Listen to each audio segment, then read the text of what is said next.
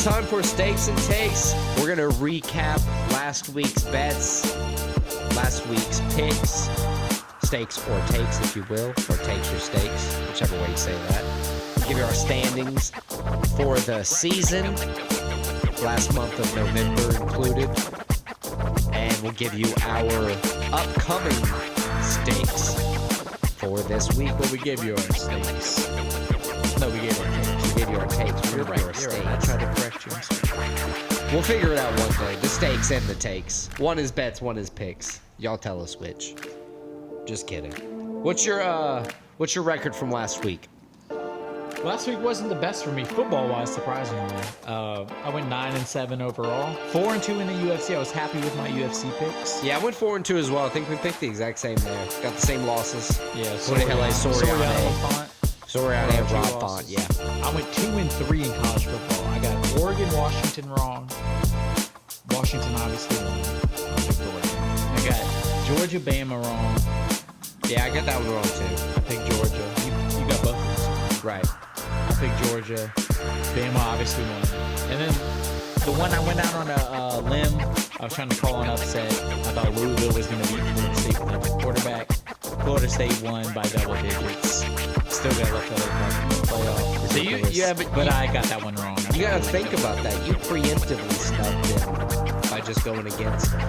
Yeah, I think that's why I'm so adamant that they should have got in, because I did that and look what they did. They still won. It was an ugly win, but they won by double digits. They were obviously way better than Louisville. Right, I agree that like you can't just snub them because somebody got hurt. Like that's fucked up. They're 13-0.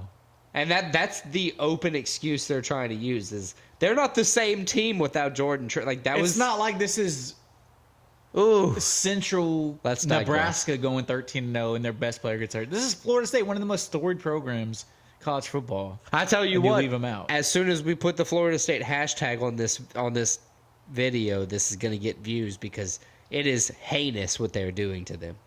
Yeah, it really is. Anyway. And then NFL, I went 3-2. My two losses, I picked the Broncos over the Texans. Obviously, Texans proved me wrong. I picked the Texans there, so whoop, whoop. And I think we both got this one wrong. We both assumed the Chiefs were going to beat the Packers. Props to the Packers. They showed out. They got the dub. Yep. I went 4-1 on NFL. I got the Packers pick wrong. Everything else I got right. 4-2 in the UFC. 3-2 in the college football. Good thing is, I tied things back up in the picks. Christian, you are now 57-43-1. I am now 57-41-3. Got the same amount of wins, a couple less losses, but I got some pushes in there that, it's all about the wins, baby. It's all about the wins. Moving on to our stakes, how'd you do last week? Considering I did average in takes, I did horrendous in stakes. Yeah? Were they all like well done? 1-4. I lost Soriano money line. He was a favorite. I lost Rob Font money line. He was a favorite. I lost Oregon Ducks money line. They were a favorite. I lost Georgia Bulldogs money line. They were a favorite. The only one I won, and thank God they showed out for me, was the San Francisco 49ers. I had their money line. Yeah, that's a bit of a situation for you, man. That's rough. It was tough. I'm pretty sure it cost me the lead in the takes. Stakes, I'm sorry. It definitely that's what made us tie back up for sure. Because I went 4-1, 2 weeks in a row, 4-1. It really helped put me back in the mix. Otherwise, you were just going to keep walking away with it. For the total season standings, it brings both of us up to 153 for the wins. I have 81 losses. You have 82 losses. I have 4 pushes. You have 3. So we're still neck and neck up to the very, very end. We got 2 weeks left. 2 weeks left of the whole first season 0. And both stakes and takes are up for the taking for either one of us. Literally tied, pretty much. Yeah, I mean, it's within a pick. So we got to figure something out to kind of decide this at the very end of the season. What do you have for UFC takes this week? My UFC takes this week, I got 2. I also have 2. One of them got canceled. I was planning on going Nasamito money line. Obviously, that he pulled out of the fight. Instead, I'm going Song Yadong. I know he's a big favorite, minus 400. I don't quite like the odds, but I'm trying to pick winners right now. Yeah, just trying to get an edge to win. I get it. I'm getting Song Yadong, and I'm Nasrat Hakparast. Hakparast. I always have trouble saying his name until I get it. Once I get it, It's I can locked. say it. But I'm taking Nasrat. I got his money line at minus 220. Nice. My two, I'm taking Jung Young Park, money line.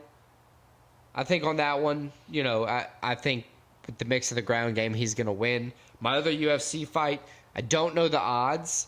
They didn't release anything yet because he's a late notice replacement. I'm taking Tim Elliott, money line, to beat Su Mudaerji for late notice. Not bad. Are we both taking the college game? I'm not taking the college game I this am. week. I'm taking Army minus 148. Army money line for Christian. I believe in the Black Knights. I have 3 NFL bets I this week. obviously have 2. I have the Detroit Lions money line. What's the odds you got? I think they're going to win. Let's see. My odds here. Damn, of course it's the first page, not the last page. My odds here, minus 185 for the Detroit Lions. Yeah, I had minus 170, but I like that pick. My next pick is going to be the Vikings money line. They're actually going to be a plus 155 underdog. See, I have them at minus 162. That might have updated since I wrote it. I think it's going to kind of flux. I think it's going to end up being more or less of a pick 'em for the Vikings.